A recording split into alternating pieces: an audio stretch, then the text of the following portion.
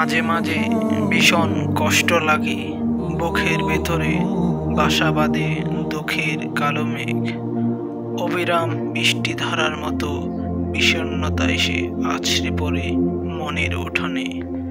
আকাশ ছোঁয়া হিমালয় যেন তার সমস্ত ঐশ্বর্য নিয়ে ভেঙে পড়তে চায় বুকের ওপর।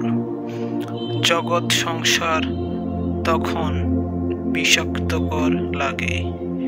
মাঝে মাঝে প্রচণ্ড দুঃখবোধে ভেঙে পড়ি আমরা। হয়তো হঠাৎ করে হারিয়ে বসি প্রিয় মানুষটাকে।